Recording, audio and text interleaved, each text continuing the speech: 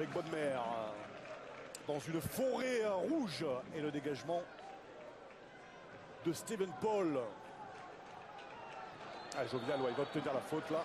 Contact de Diego Lugano. Alors qu'on voyait soit au repos, soit associé à Mamadou Sakho. C'est un petit peu la paire de défenseurs centraux qui risquent de se dégager. Et c'est vrai que lors du retour de Bisevac, qui est encore un peu juste, ça va être rude. Le Serbe, ça va être compliqué. La compétition va être rude. Ça va être compliqué. Bisevac qui est absent depuis la 4e journée. Bon, c'est des problèmes de riches. Hein. Exactement. C'est ce qu'aimerait avoir Patrice Carteron, des problèmes de riches, c'est-à-dire que cette équipe, ces joueurs alignés de là en Coupe de la Ligue, lui donnent des maux de tête. Hein. Ça a été exactement l'expression employée. J'aimerais bien avoir ce genre de problème. Non, mais je crois aussi que Sakho, il a un énorme potentiel. Il est au tout début de sa carrière, donc c'est bien. C'est un petit peu à l'image de Thuram quand il a commencé. Essayer de parfaire justement sa condition tactique. Attention, on va suivre ce corner joué en 2 temps parce qu'il y a du monde, il y a beaucoup de rouge. Il y a la tête de Sakho, c'est renvoyé par la tête de Sankaré, pardon, et c'est renvoyé par Sakho. Et il y avait beaucoup de rouge. La charnière centrale qui était montée. Paul et Diallo.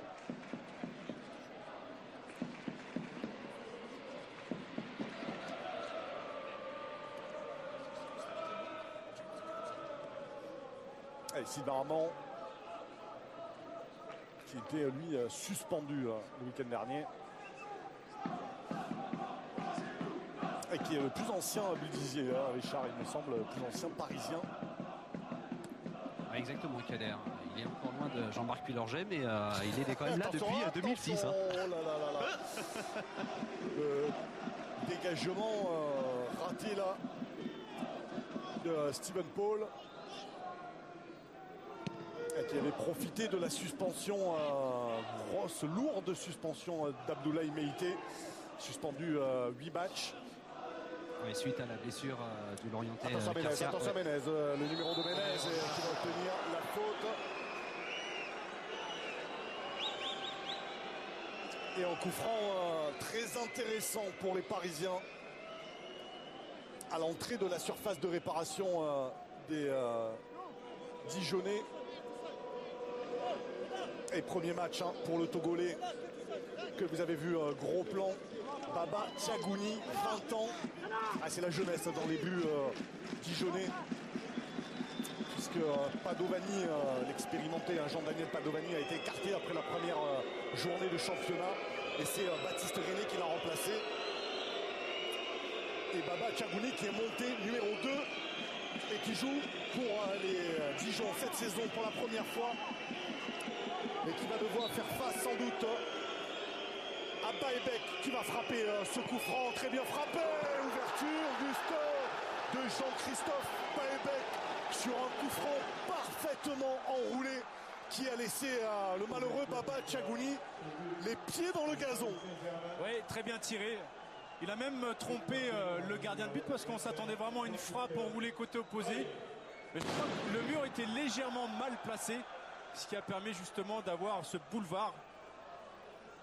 Vous avez vu l'image, hein, messieurs. Jean-Christophe Baebek, félicité par Antoine Comboiré. Il peut le féliciter, 18 ans seulement, le jeune attaquant formé au Paris Saint-Germain. Et très bien tiré. Et Jean-Christophe Baebek, corrigerait un Kader si je me trompe, qui était apparu l'année dernière en Coupe de France, pas en Coupe de la Ligue, mais en Coupe de France. Exactement, face au Mans, et il avait marqué. Et on attendait une première apparition cette saison. La coupe lui va à merveille. Et vous vous rappelez, Kader, ce qu'avait déclaré il y a 2 jours Antoine Comboiré, il disait que ces jeunes n'étaient pas encore tout à fait au niveau, mais peut-être enlevé tout à fait maintenant, non? C'est pour l'instant, c'est valable pour Baebek. On va attendre pour Kebano, qui est sur le banc également. Miskens Kebano. Ouais, j'attends de voir dans le jeu quand même aussi. Il est pas mal là pour l'instant sur son côté gauche. Beaucoup de percussions. Et on a vu sa qualité de frappe. J'évoquais tout à l'heure sa qualité de centre. Voilà, qualité de frappe aussi. Beaucoup d'assurance pour aller frapper ce coup franc et ouvrir le score sur la pelouse du Parc des Sports de Dijon. 17e minute. Le Paris Saint-Germain qui mène 1-0 grâce au jeune Jean-Christophe Baebek. Allez, le dégagement de Lugano. Ce qui est surtout surprenant, c'est qu'un jeune se soit imposé pour tirer un coup franc si bien placé. Alors qu'on a vu Marcos Sierra, Sierra, Ménès et compagnie, quoi. Donc des joueurs plus à même de tirer. On met le Victor Harding aussi, qui a une drôle de patate. L'ancien Sochalien. Allez, Cédric Barrault avec Christopher Jouffreau. Non, pardon, Florent Berenguer. Qui est pied droit et Jouffreau qui est pied gauche. Là, il y a possibilité. Il y a une possibilité. Qui va servir Brice Jovial, sa plongée. Il y a Jouffreau. Oh, la tête de Christopher Jouffreau. On se demande comment il a fait à rater le cadre. Il est arrivé comme un boulet de canon sur le ballon. Et le centre est parfait. Alors les deux joueurs de Dijon ont été complètement abandonnés dans l'axe. Le marquage. C'est pris la tête à deux mains. Ah ben là c'est plus difficile de mettre au-dessus que dedans. Mais à sa décharge quand même, c'est très difficile de reprendre des ballons qui arrivent comme des boulets de canon comme ça.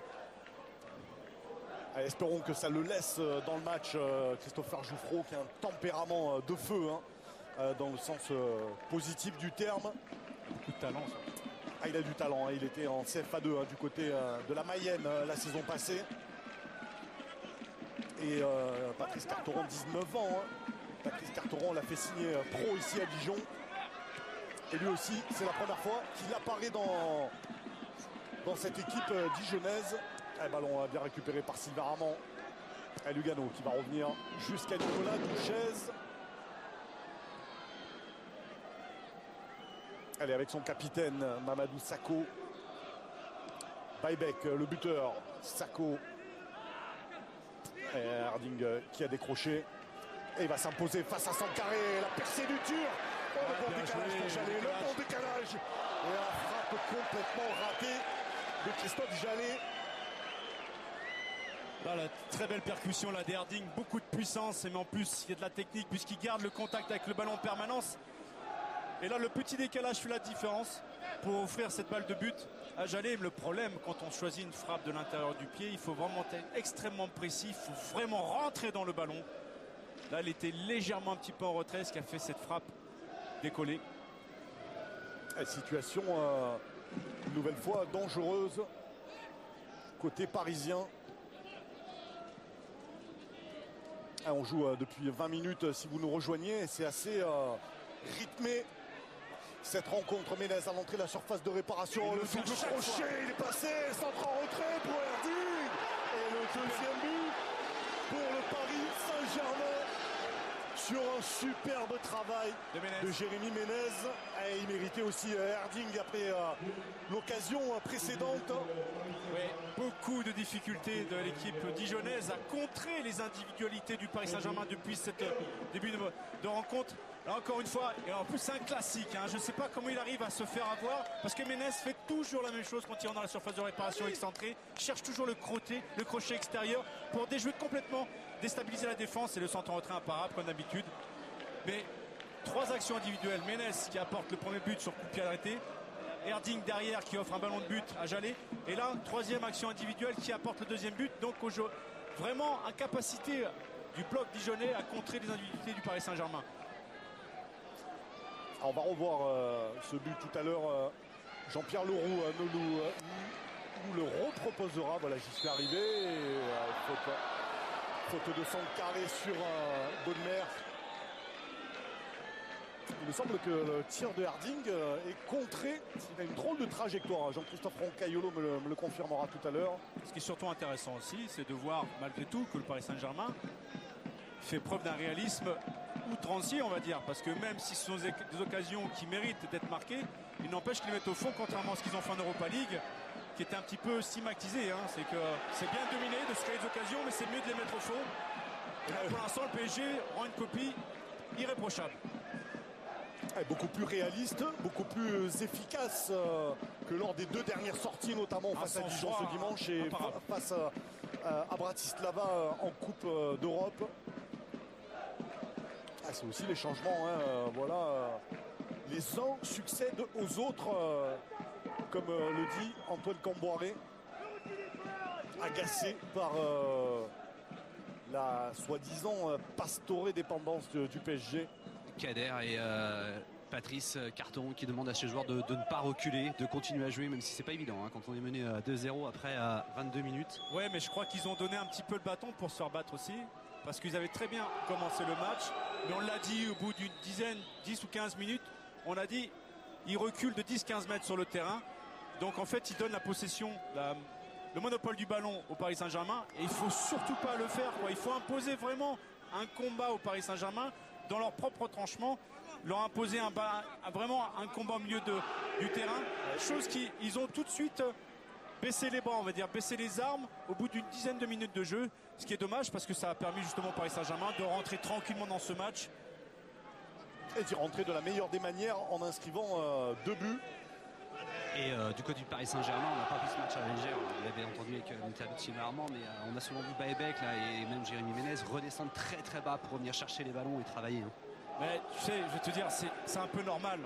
Quand on a les objectifs du Paris Saint-Germain cette année, on se doit, c'est ce qu'on disait tout à l'heure en préambule, il ne peut pas faire finir la saison sans titre. Par contre, ce qui est sûr, c'est qu'avec l'effectif pléthorique qu'ils ont, malheur à celui qui s'endormira pendant les matchs ou à l'entraînement au Paris Saint-Germain cette année. Il se mettra tout de suite hors jeu. Ouais. Et d'ailleurs, je ne sais pas, vous l'avez sans doute vu à l'antenne, mais sur les images, la joie d'Erding qui a sauté dans les bras de Méné. Parce que c'est vrai que ça lui fait du bien de marquer compte tenu de la concurrence qui règne. Hein. On attaque quand on voit le banc. Là surtout c'est confiance accordée exclusivement à Kevin Gamero. Quand on voit le banc et aussi les absents. Et aussi absent, ouais, tout à fait. Et Waro notamment qui rentrera dans un petit moment encore. Et Jovial qui réussit à conserver ce ballon. Et Armand qui n'a pas marché dans la feinte. Je repensais au but, hein, on nous l'a remontré tout à l'heure. Il y a quand même un marquage pas très très sérieux hein, du côté des Dijonais.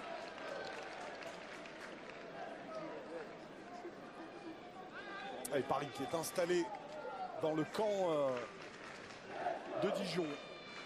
Et Ciara avec Jallet qui va pouvoir s'appliquer une nouvelle fois et centre, cette fois-ci raté derrière le but du malheureux Baba Tchagouni. En tous les cas, Kader, cette année pour le Paris Saint-Germain, ça débute plus de la Ligue que l'année dernière. Où ça avait été plus compliqué face à l'Olympique Lyonnais. Vous en souvenez, victoire après prolongation 2-1. Ça démarre beaucoup plus tranquillement. Et l'entrée, évidemment, c'est le premier tour hein, pour les clubs européens qui entrent en lice en huitième de finale de cette Coupe de la Ligue. Et ça va être sifflé, faute là de Camara sur Brice Jovial.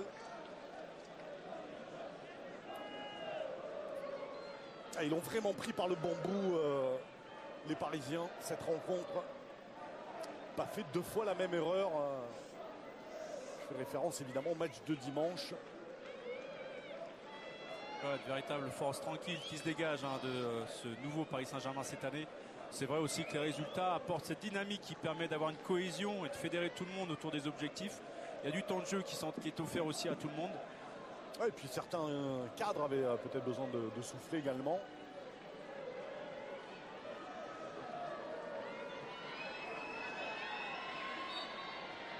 Allez, le coup franc. Allez, largement à côté des buts de Nicolas Douchez.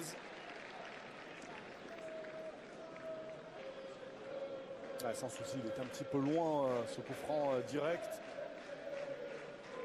Pas cadré, pas puissant.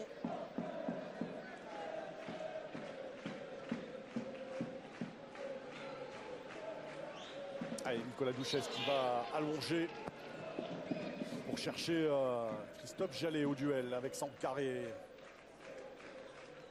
C'était Altama, pardon. Allez, Brice Jovial avec Sankaré, le voilà. En retrait vers Sana Altama.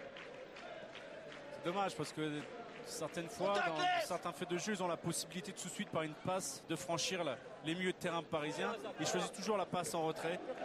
C'est dommage parce que on peut aller tout de suite dans les 30 derniers mètres, comme là par exemple. Voilà. Manu, Christophe Jouffron, il faut qu'il frappe. Voilà, il a tenté sa chance et il a bien fait. Il y avait guère de solutions, beaucoup de Parisiens dans la surface de réparation. Ouais, dans l'intervalle. Si vous voulez déstabiliser ce bloc qui est bien en place des Paris Saint-Germain, c'est bien de savoir construire ses actions, mais aussi c'est bien de jouer de façon directe attention aussi. Le marquage, attention le marquage. Il lui enlève. Et, complètement raté sa frappe.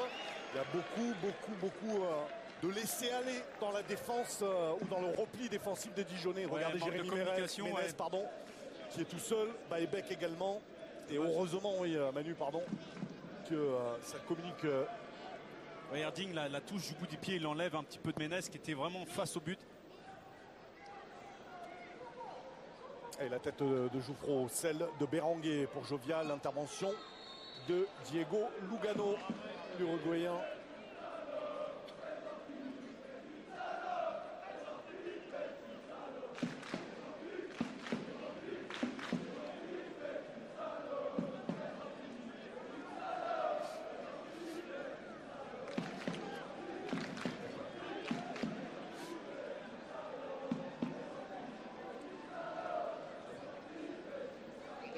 Allez, Duchesne qui va chercher une nouvelle fois Jallet qui prend le meilleur là sur Malouda. Intervention de Paul. L'ancien joueur de l'AS Cannes qui est arrivé avec Carteron à frappe de Jallet. Un petit peu trop écrasé. Un peu trop facile, même, je vais dire, pas de la part de Jallet, de la part de la défense dijonnaise. C'est un peu trop facile sur cette remise de touche. En l'espace d'une déviation, on se retrouve en position de frappe. Allez, le ballon pour Christophe Mandane, le centre Jovial. Et c'est retourné, évidemment, il a été retenu par Diego Lugano sous les yeux d'Alexandre Castro, l'arbitre de cette rencontre. Brice Jovial qui va obtenir le penalty. Alors, regardez sur ce superbe centre de Mandane. Ah oui, s'il n'y a pas penalty là, il n'y a rien à dire. C'est même carton normalement. C'est ce que j'allais dire. Parce que là, c'est à aucun moment Lugano s'est soucié du ballon. Mais jouer un peu plus direct, ça amène aussi des situations dangereuses dans la surface de réparation parisienne. En tout cas, c'était sous les yeux, même sur l'angle de la caméra que vient de nous proposer Jean-Pierre Leroux, ça paraît moins flagrant, mais c'était sous les yeux de M. Castro. Et le capitaine du DFCO, Younous Sankharé, qui peut remettre son équipe dans le sens de la marche face à Nicolas Duchesne. Réduction du score, signé Younous Sankharé, l'ancien parisien, qui permet, après d'une demi-heure de jeu, de remettre Dijon dans cette rencontre. Ouais, il se relance, il bénéficie justement de ce petit coup de pouce du destin qui est justifié, rien à dire. Malgré tout, c'est vrai que ça remet les Parisiens dans une position relativement inconfortable. Il va falloir qu'ils se remettent au boulot pour creuser l'écart et tuer ce match. Ah ben voilà, la demi-heure de jeu, Dijon qui réduit l'écart grâce à ce penalty. Allez, espérons que ça leur donne confiance. Attention, pas trop laisser de champ à Mathieu Bonnemer. La frappe de Bonnemer, captée en même temps par Baba Chagouli. C'est tout trop facile. Ils arrivent trop facilement dans la surface de réparation dijonnaise, les attaquants parisiens. C'est trop facile. Il n'y a pas assez d'impact physique, de duel imposé. Ah, Lugano là qui remporte son duel. Auteur de la faute sur Brice Jovial. Je ne sais pas si la cote de popularité de Lugano va remonter. 4 cartons en 5 matchs, un penalty provoqué. Ouais, un petit peu de lenteur ouais. Aussi. Heureusement qu'il n'est pas passé. Il faut qu'il s'adapte au football français aussi. C'est pas les mêmes spécificités et particularités que le football sud-américain. Allez, Baebek. Varro sera. Oh, alors là, j'aurais dit corner. Ouais, c'est ce que réclamaient les Parisiens. Pardon? C'est ce que réclamaient les Parisiens. Ouais, il me semble que. Ouais, il me semble aussi, en tous les cas, vu de la touche, c'est l'impression que ça donne. Que Varro la touche en dernier.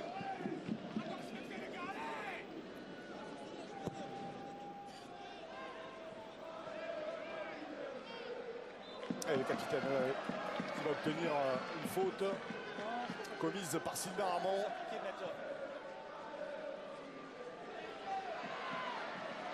Et Brice Jovial, oh qu'il est bon ce ballon pour Berenguer, la frappe et superbe égalisation de Florent Berenguer, 22 ans, première titularisation cette saison.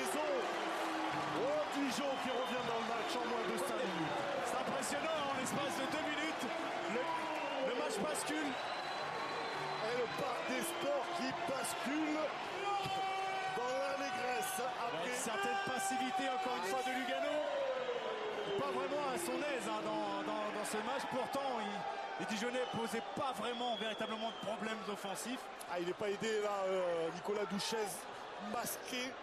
Et il pensait sans doute pas que Florent Béranguet allait réussir à frapper. Ben voilà, Dijon qui est reparti. Christophe Jallet, il y a du monde en rentrée pour Erding. Au-dessus de la tête d'Erding. La montée de Mamadou Sakho. Quand on pensait le match tué à 2-0, tellement la domination des Parisiens a été flagrante. Attention Baïbek, le deuxième poteau pour Jallet au duel avec Malouda. Et le dégagement de Leslie Malouda. C'est pas assez bien écarté, ça va revenir. Ciara, Sylvain Armand. Et le bon Dijonais qui s'est levé comme un seul homme sur le but. C'était impressionnant, on aurait dit que le match était plié. Hors-jeu. Il me semblait que Camara. Il est hors-jeu, au départ de la balle, il est hors-jeu de 2 bons mètres facilement. Elle est signalée par l'arbitre assistant. Mais c'est peut-être là justement le Paris Saint-Germain est encore extrêmement perméable et friable et fragile. C'est que fort sûr de leur force quelquefois, ils tombent, on va pas dire dans une certaine facilité, mais ils ont tendance justement à se comporter comme une équipe qui est capable de plier un match.